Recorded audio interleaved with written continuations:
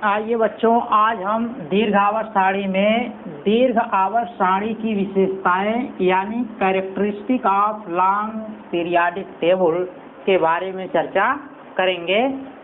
तो यानी कि आज जानने की कोशिश करेंगे जो दीर्घ आवर्त सारणी है उसकी क्या विशेषता है, वो यानी कि उसमें क्या विशेष बातें हैं जो दीर्घ आवर्त सारणी है। देखिए बच्चों, पहली जो विशेषता है दीर्घ आवर्त सारणी की, कहा जा रहा है कि यह आवर्त सारणी तत्वों के इलेक्ट्रॉनिक विन्यास पर आधारित है। यानी कि जो ये आवर्त सारणी बनी है तत्वों के इलेक्ट्रॉनिक विन्यास पर आधारित है, यानी कि इलेक्ट्रॉनिक विन्यास के हिसाब से आवर्त सारणी बनाई गई है। अब देखिए बच्चों, आगे कहा जा रहा है एक निश्चित अंतराल के बाद समान इलेक्ट्रॉनिक विन्यास वाले तत्वों की पुनरावृत्ति होती है। यानी कि जब हम इलेक्ट्रॉनिक विन्यास करते हैं तो एक निश्चित अंतराल बाद वही इलेक्ट्रॉनिक विन्यास पुनः आते हैं। तो जो इलेक्ट्रॉनिक विन्यास एक ही प्रकार के होंगे उनको हम एक समूह में रख देंगे। जैसे मान लीजिए बच्चों, अगर किसी में S1 इलेक्ट्रॉनिक विन्यास के बाद इलेक्ट्रॉनिक विन्यास करते हुए जा रहे हैं और देखेंगे कि एक निश्चित अंतराल बाद फिर इलेक्ट्रॉनिक विन्यास S1, यानी कि जिनका इलेक्ट्रॉनिक विन्यास S1 है उनको एक समूह में रख देंगे। और बच्चों, आप इलेक्ट्रॉन के हिसाब से जानते हैं कि अंतिम कक्षा में जितना इलेक्ट्रॉन होता है वही क्या होता है, आपका समूह बताता है। तो यहाँ देखिए बच्चों, इस इलेक्ट्रॉन के हिसाब से हम समूह को निर्धारित करेंगे। यहाँ देखिए S1 इलेक्ट्रॉन है तो इसलिए हम इसको फर्स्ट समूह में रख देंगे। और हम इसके ठीक पहले वाले वीडियो के लेक्चर में चर्चा कर चुके हैं कि अगर अंतिम इलेक्ट्रॉन S में या P में प्रवेश करता है तो उस समूह को हम A कोड से निरूपित करते हैं, यानी कि हमारा क्या हो जाएगा, फर्स्ट A। अंतिम इलेक्ट्रॉन जो है S में प्रवेश करेगा और उस S का जो इलेक्ट्रॉनिक विन्यास होगा क्या बनेगा, S2। तो इसको हम रख देंगे सेकेंड A में। उसी तरह बच्चों, जब किसी परमाणु का अंतिम इलेक्ट्रॉन P में प्रवेश करेगा तो हम P के हिसाब से समूह बना लेंगे और देखेंगे कि एक निश्चित अंतराल बाद यानी कि वही इलेक्ट्रॉनिक विन्यास की क्या होगी, पुनरावृत्ति होगी। जैसे किसी में P1 आया, फिर एक निश्चित अंतराल बाद P1 आएगा, फिर P1 आएगा, तो उनको हम एक समूह में रख लेंगे। उसी तरह P2 वाले आएंगे, P3 वाले आएंगे, P4 वाले आएंगे, P5 वाले आएंगे, P6 वाले आएंगे। क्योंकि P में अधिकतम 6 ही इलेक्ट्रॉन होता है इसलिए P6 तक ही होगा। इसी तरह आपका D वाला भी आप समझ सकते हैं कि D1, D2, D3, D4 की भी पुनरावृत्ति होगी। तो इस आधार पर बच्चों, इनके इलेक्ट्रॉनिक विन्यास के आधार पर जो दीर्घाकार आवर्त सारणी है सजाई गई है, यानी कि बनाई गई है।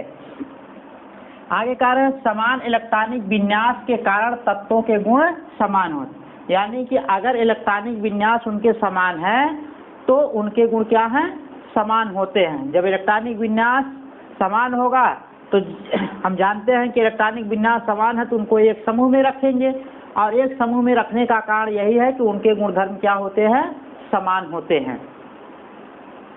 इस प्रकार बच्चों आप जान जाइए कि यह दीर्घ आवर्त सारणी इलेक्ट्रॉनिक विन्यास पर आधारित है और इलेक्ट्रॉनिक विन्यास के हिसाब से ही यह आवर्त सारणी सजाई गई है। जिनके इलेक्ट्रॉनिक विन्यास समान होंगे उनके गुणधर्म भी क्या होंगे, समान होंगे और इसी समानता की वजह से उनको एक निश्चित समूह में रखा गया है। आगे देखिए बच्चों, जो दूसरी विशेषता है समस्थानिकों का स्थान। कह रहे हैं कि एक ही तत्व के सभी समस्थानिकों का परमाणु क्रमांक क्या होता है, समान होता है। देखिए बच्चों, समस्थानिक आप जानते हैं कि एक ही प्रकार के तत्व के परमाणु जिनके परमाणु क्रमांक समान होते हैं और परमाणु भार भिन्न भिन्न होते हैं, हम उसको समस्थानिक बोलते हैं। तो देखिए बच्चों, जब आपका आधुनिक आवर्त सारणी जो है परमाणु क्रमांक पर आधारित है तो जब समस्थानिकों का परमाणु क्रमांक समान है तो हम उसको एक स्थान पर रख सकते हैं। और जो मेंडलीव की आवर्त सारणी थी वो परमाणु भार पर आधारित थी, इसलिए वहाँ पर समस्थानिकों का स्थान निश्चित करना कठिन था। तो यहाँ बच्चों इस आवर्त सारणी में समस्थानिकों की जो समस्या थी, इस सारणी में उसका समाधान हो गया है। आगे देखिए बच्चों कह रहे हैं अतः सारणी में समस्थानिकों को एक ही स्थान दिया गया। जब बच्चों परमाणु क्रमांक पर आधारित है, जब परमाणु क्रमांक इनके समान है तो उनको एक स्थान पर रखा जा सकता है। आगे बच्चों कह रहे हैं अगली विशेषता के बारे में, 8वें वर्ग में 3-3 तत्वों को रखना। आपको बच्चों बताया गया था कि 8वें वर्ग में 3-3 तत्व को एक साथ रखा गया है। ये देखिए इस आधार पर रखा गया है कि 8वें वर्ग में जो तत्व हैं उनके इलेक्ट्रॉनिक विन्यास आप जब करेंगे तो उनकी बाह्यतम कोश में आपको 2 इलेक्ट्रॉन मिलेंगे। जब इलेक्ट्रॉनों की संख्या सभी में समान है 2, तो इसका मतलब कि उनको एक समूह में रखा जा सकता है इस विशेषता के आधार पर। देखिए बच्चों कह रहे हैं 8वें वर्ग के तत्वों के बाहरी कक्षा में 2 इलेक्ट्रॉन होते हैं, यानी कि 8वें वर्ग के जो तत्व हैं उनकी बाह्यतम कक्षा में 2 इलेक्ट्रॉन होते हैं, अतः उनके गुणधर्म समान होते हैं। बच्चों देखिए जो गुणधर्म होता है वो इलेक्ट्रॉनिक विन्यास के आधार पर ही होता है। जब इनके इलेक्ट्रॉनिक विन्यास समान है, सभी की बाह्यतम कक्षा में 2 इलेक्ट्रॉन है, इसका मतलब इनके गुणधर्म क्या होंगे, समान होंगे, अतः इन्हें एक स्थान पर रखना उचित है। इसीलिए एक ही स्थान पर इनको रखने में कोई दिक्कत नहीं होगी। आगे देखिए बच्चों अगली विशेषता है लैंथेनाइड एवं एक्टेनाइड का स्थान, यानी कि इस आवर्त सारणी में लैंथेनाइड और एक्टेनाइड का स्थान कैसे निश्चित किया गया है। तो कह रहे हैं लैंथेनाइड Z बराबर 58 से Z बराबर 71, यानी कि ऐसे परमाणु जिनके परमाणु क्रमांक 58 से 71 तक है। बच्चों Z जो है परमाणु क्रमांक को दर्शाता है। एवं एक्टिनाइड Z बराबर 90 से Z बराबर 103, यानी कि ऐसे परमाणु जिनके परमाणु क्रमांक 90 से 103 तक है। देखिए बच्चों यहाँ से यानी कि Z बराबर 58 से Z बराबर 71 तक के जो तत्व की सीरीज है उसको बोलते हैं लैंथेनाइड सीरीज।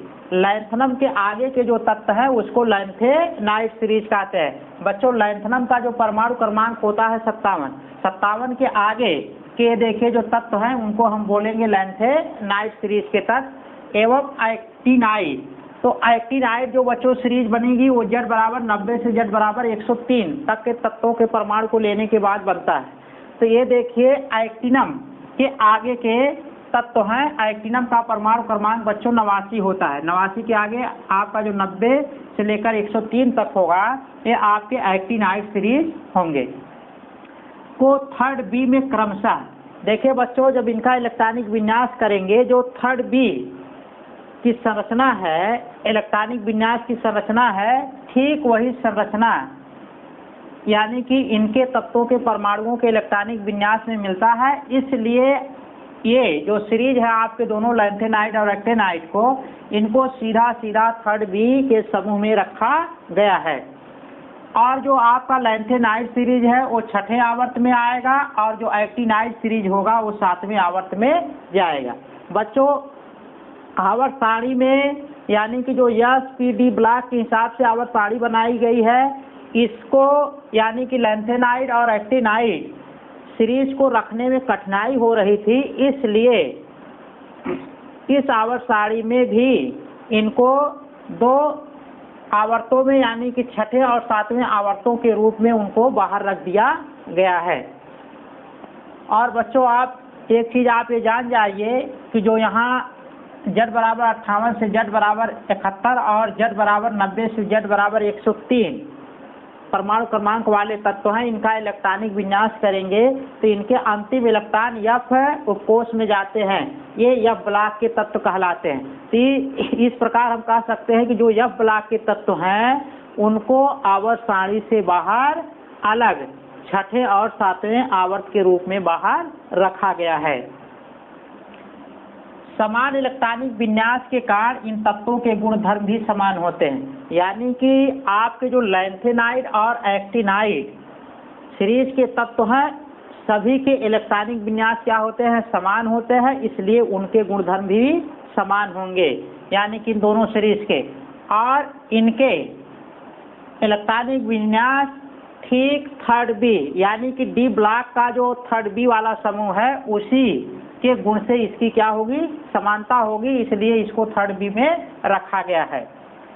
आगे देखिए बच्चों, अगला जो विशेषता है, कह रहे हैं इस आवर्त सारणी में ए एवं बी उपवर्गों को वर्ग के रूप में अलग अलग रखा गया है। ठीक मेंडलीव की आवर्त सारणी में बच्चों आपने देखिए बच्चों, आपने मेंडलीव की आवर्त सारणी में पढ़ा था कि जो वर्ग होते थे वो दो उपवर्गों में विभाजित होते थे, ए और बी के रूप। लेकिन इस आवर्त सारणी में उपवर्ग को खत्म कर दिया गया है, उपवर्ग को भी वर्ग के रूप में अलग अलग कर दिया गया है। इसी प्रत्येक महासमूह में दो उपवर्ग थे तो 9 दूनी 18 उपवर्ग बनते थे। अब जब उनको वर्ग के रूप में बदल दिया गया है, रूपांतरित कर दिया गया है, तो कुल वर्गों की संख्या क्या हो जाती है, 9 हो जाती है। तो वही कह रहे हैं कि इस आवर्त सारणी में जो यानी कि दीर्घ आवर्त सारणी है, ए बी उपवर्ग को वर्ग के रूप में अलग अलग कर दिया गया है। ये बच्चों दीर्घ आवर्त सारणी की विशेषताएं थी। अब इसके बाद देखिए अगले टॉपिक के साथ हम अगले वीडियो के लेक्चर में उपस्थित होंगे।